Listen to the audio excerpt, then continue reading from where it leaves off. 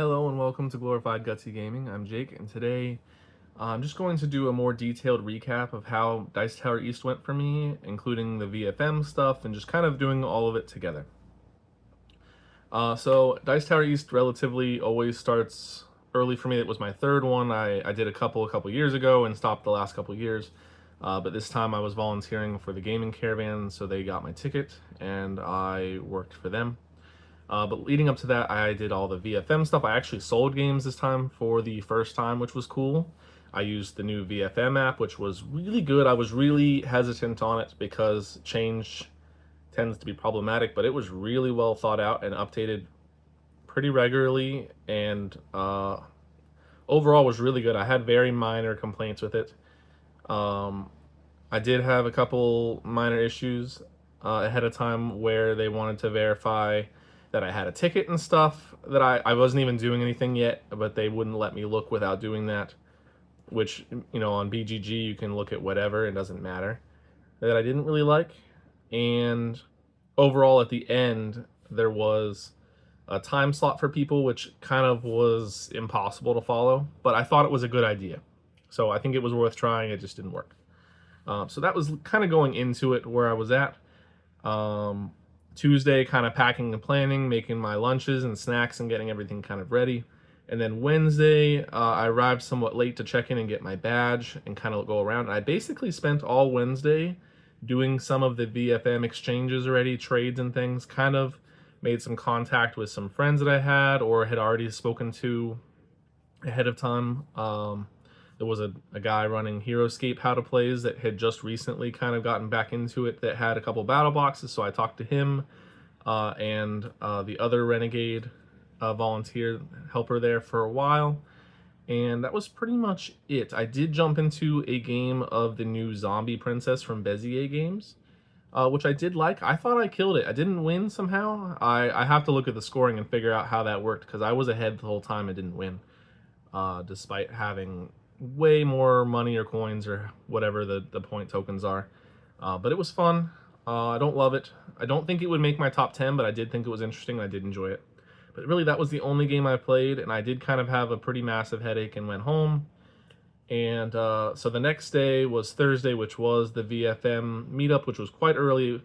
I had to get there at 7:30, which I did.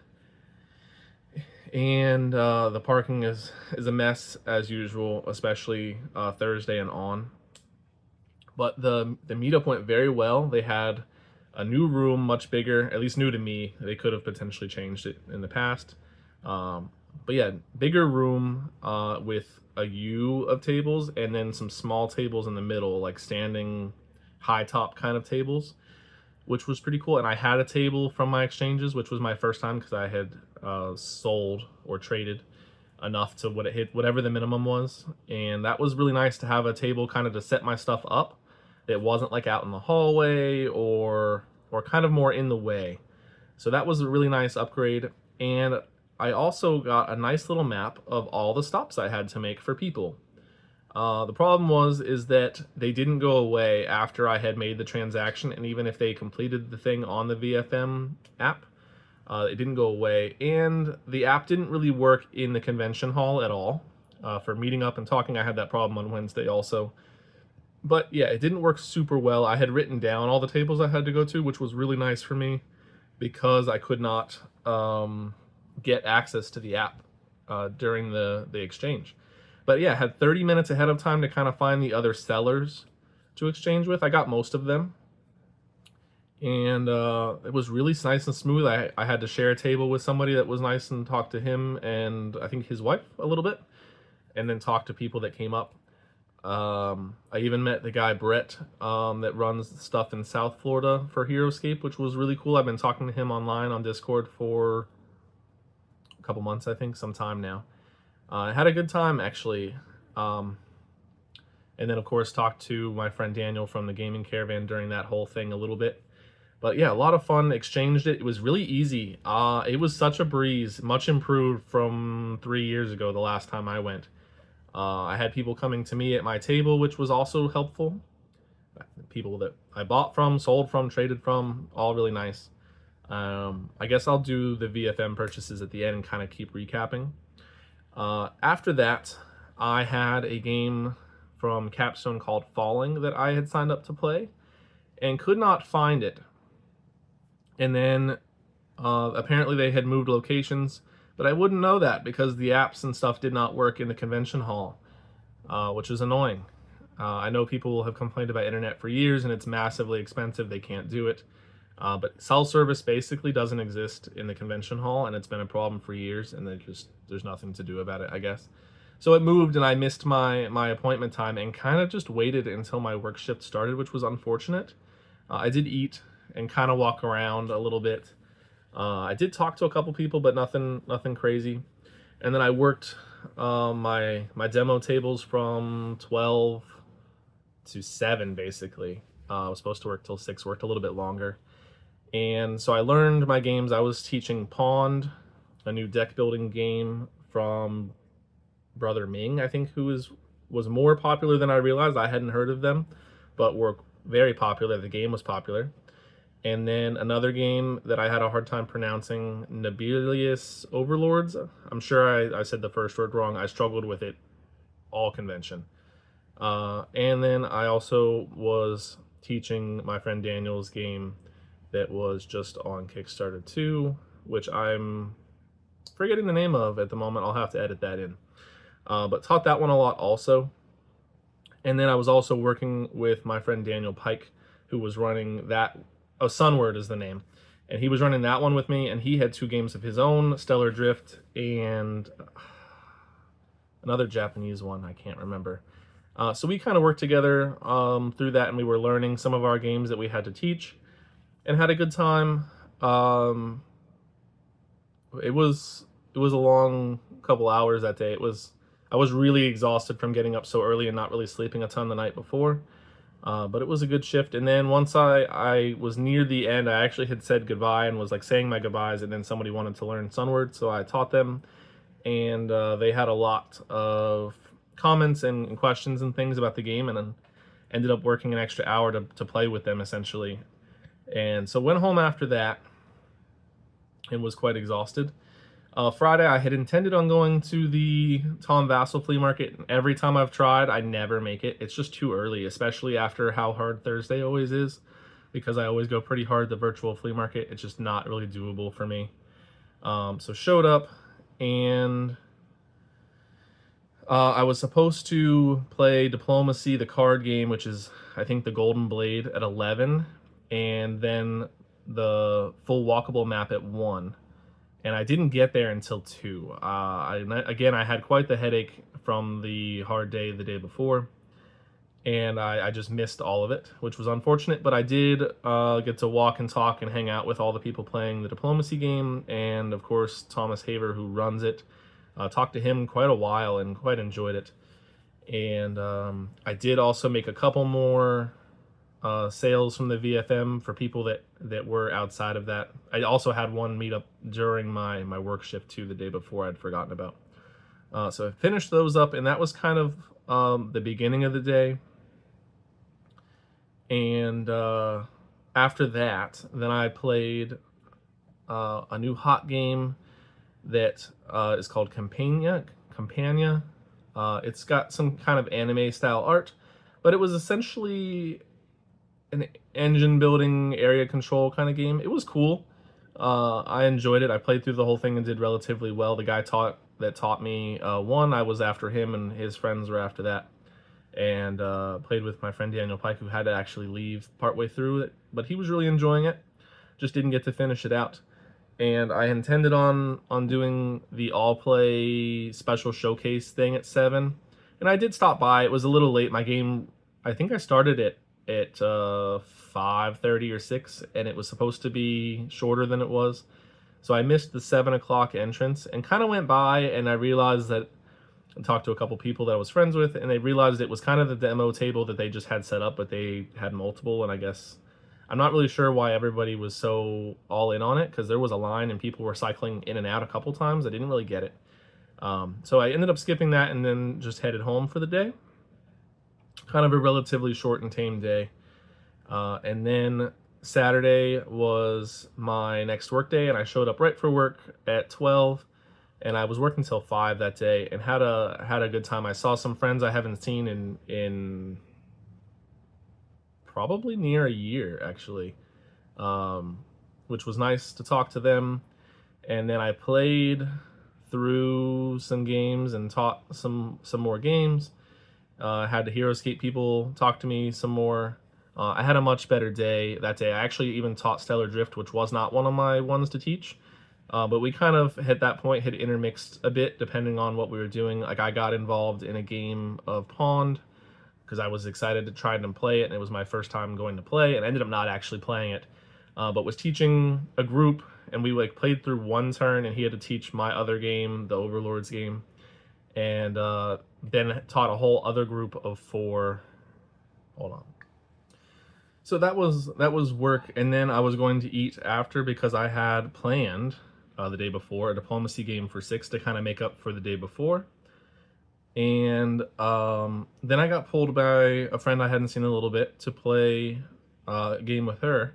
So I went and played with her group, and we played the new Pinatas game from All Play. And I actually really liked it. I won, which helps, but I just liked the mechanisms. It might be my favorite game from All Play, actually. I actually considered buying a copy. Just, I find that the All Play games tend, if you wait like 6 months or a year, you can probably get them from somebody else for relatively cheap. I actually bought quite a few this convention and just previous from other people. So played it, really liked it. And one of the guys I was playing with apparently had signed up for my diplomacy game, which was really cool because I didn't know him prior, but he was friends with a friend already, and he was signed up for my diplomacy game, so I saw him, later.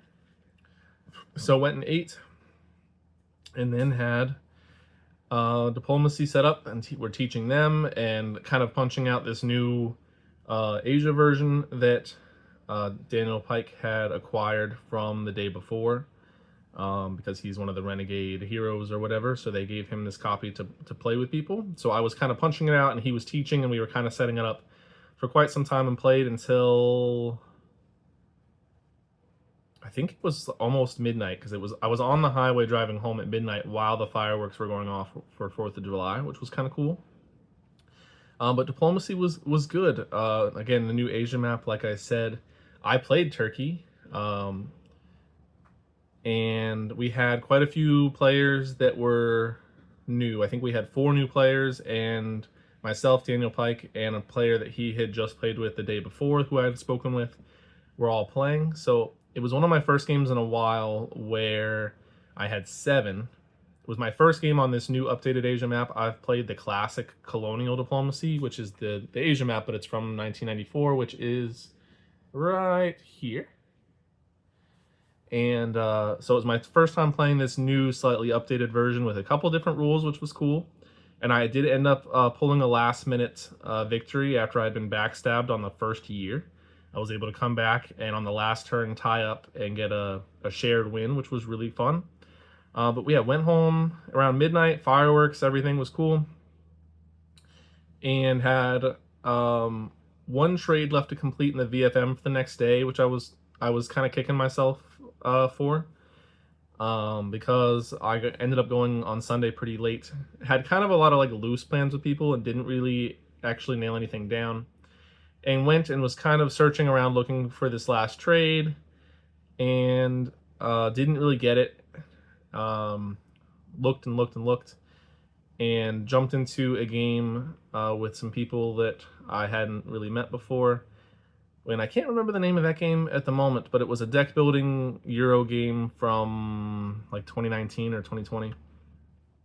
It was pretty unique. I didn't love it, but it was interesting and fun, and I enjoyed it while playing it.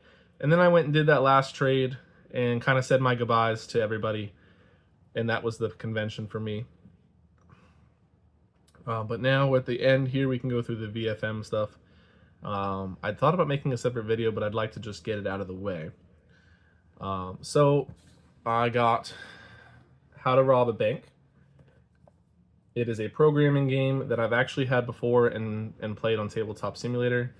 I'd found this previously because I had played Cult Express and liked it, and didn't like the price when I was looking to buy it, and then found in the same genre this game and got it for less than $10. really liked it. And then like a year or two ago, I got Cult Express and played it recently and wasn't so enamored with it.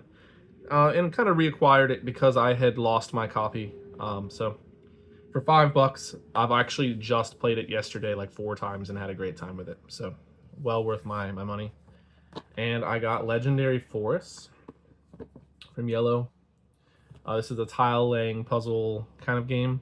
I've played it twice before at Escape Winter, and I've wanted a copy since and had not found a copy. I actually paid $15, which was more than I wanted. But at the time that I bought it, it was the only one in the VFM, and several people had already offered 5 and 10.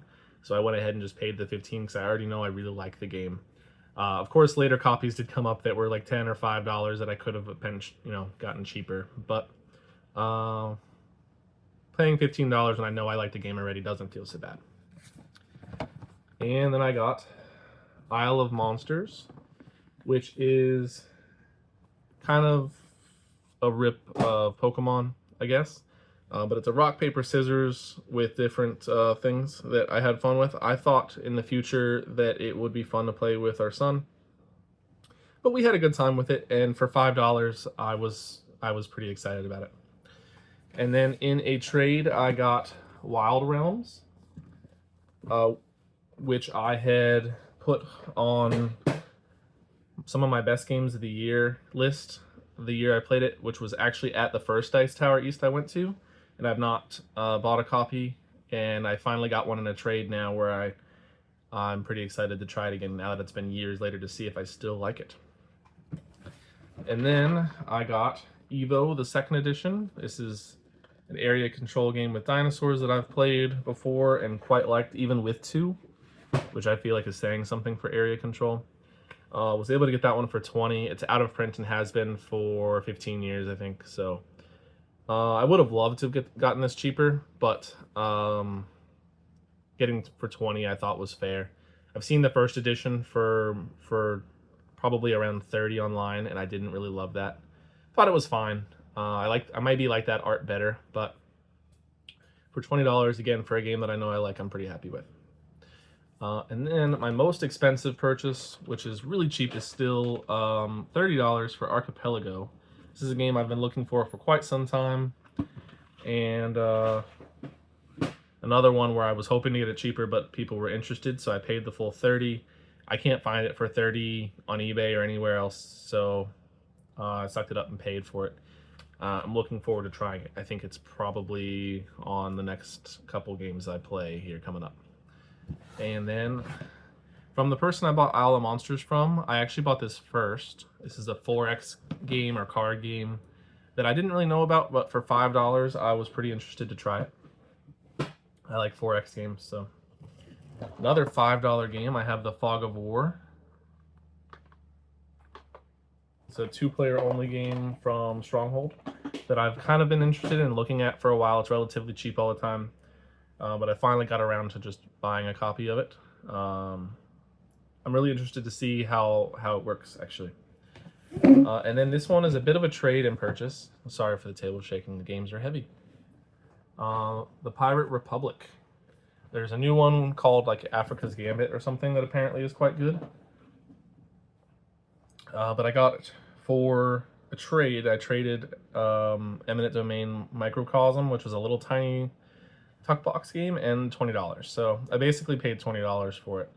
And I'm pretty happy about that. I mean, it's the first edition, but there's nothing wrong with it. The new version just adds Africa and I think a clearer set of rules, which I could probably just go steal those rules. It doesn't really matter. And then I have Tempura, a little bluffing game, I think, that I traded for. I traded a copy of Terrible Quest, which I won a copy of, so not really a loss.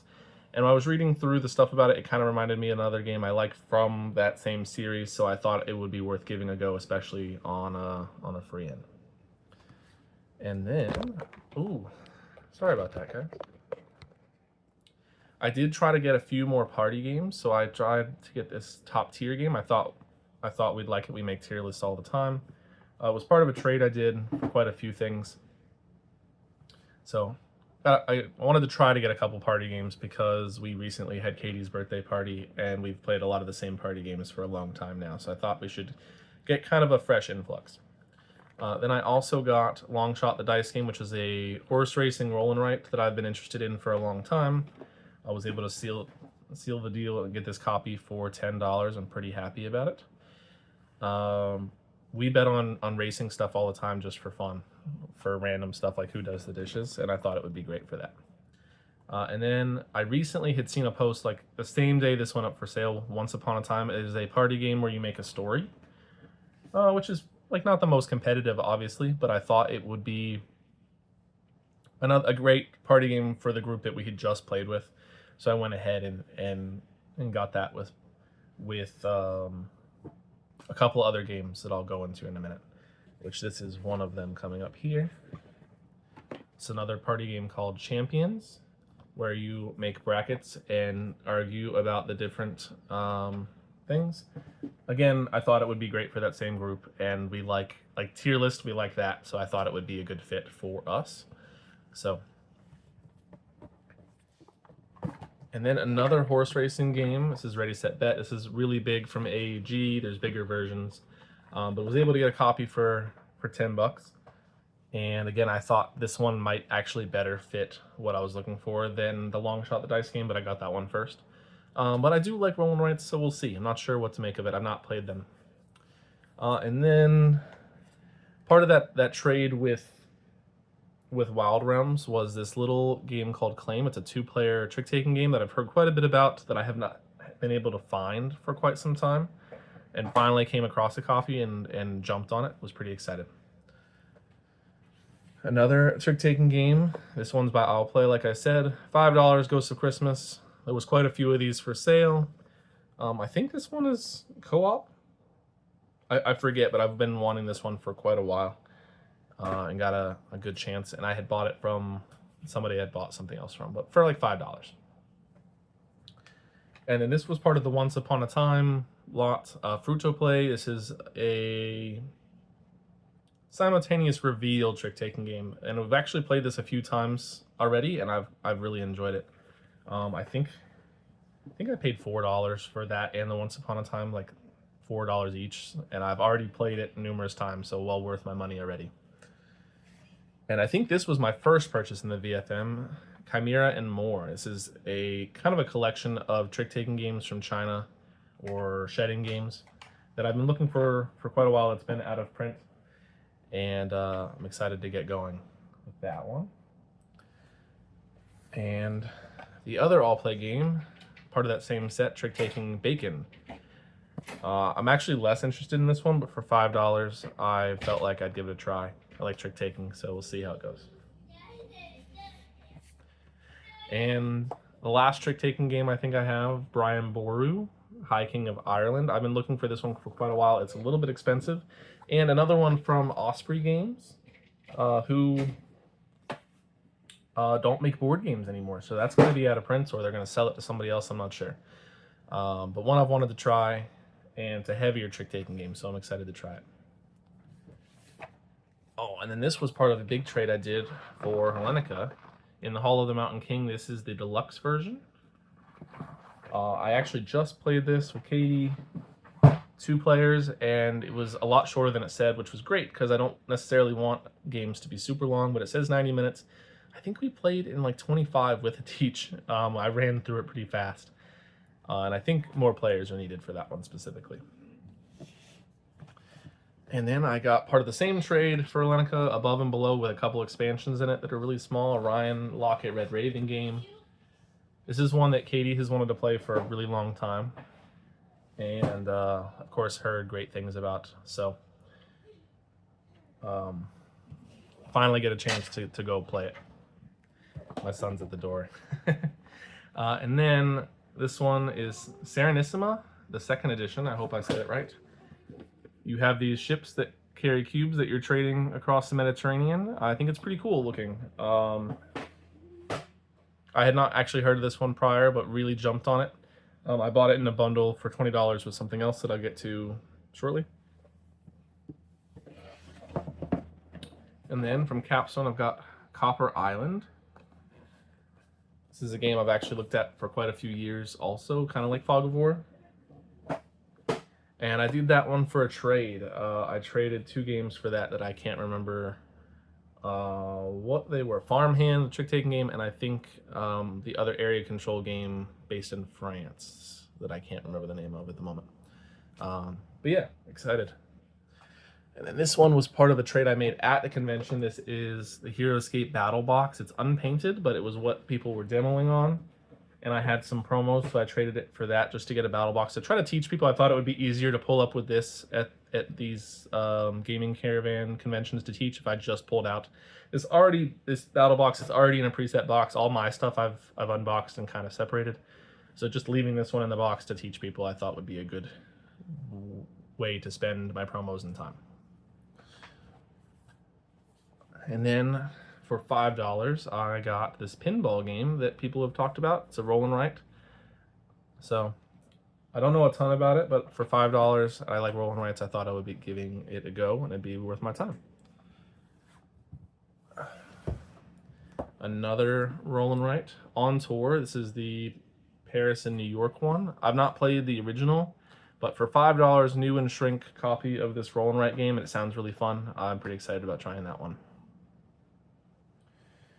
And then this was the last thing I bought. I thought I was done buying things and decided to buy another copy of Diplomacy, an older version, I think from 1999. Has a different map than the ones I have, and it has metal pieces from Monopoly as the armies and navies, or fleets and armies, or whatever they want to call it. So I had no intention of buying that, but for $3 metal pieces I thought was a steal. So pretty happy with it. And I got Junta, which I think has had numerous editions at this point, but I traded for this. I traded Escape Death Race, which I had recently gotten and played and really, really disliked. But people say it's like Diplomacy, so to get it for free and try it out, I was very excited to do so. Oops, bumped you guys again. I also got Lost Cities, the board game. I love the Lost Cities card game and the surfing kind of spin-off that they did. So I was excited to try this board game for $10. And we've already played it. I think it's pretty good. I'd like to play it again or play with more and see how it goes.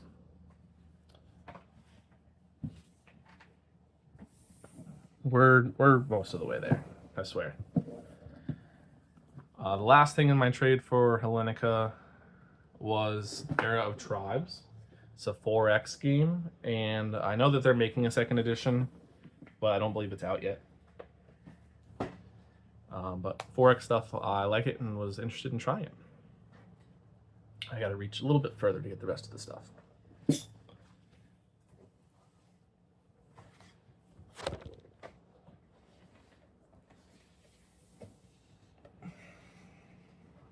Bumped you guys again.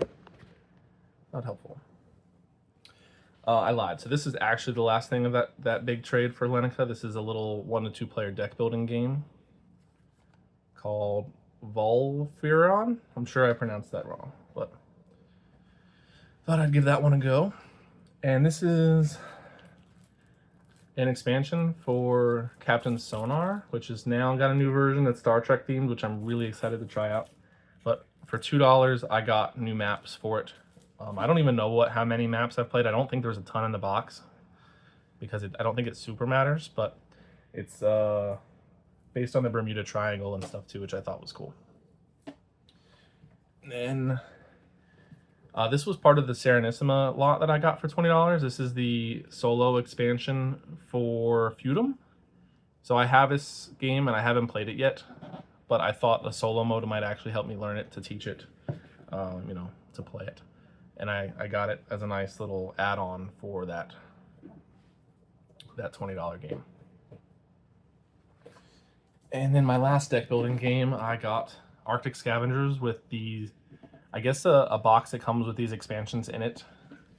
But from what I know about it, it has like a survival aspect and the cards are just in lots like Dominion. So $10 new in the shrink. Pretty excited to try it.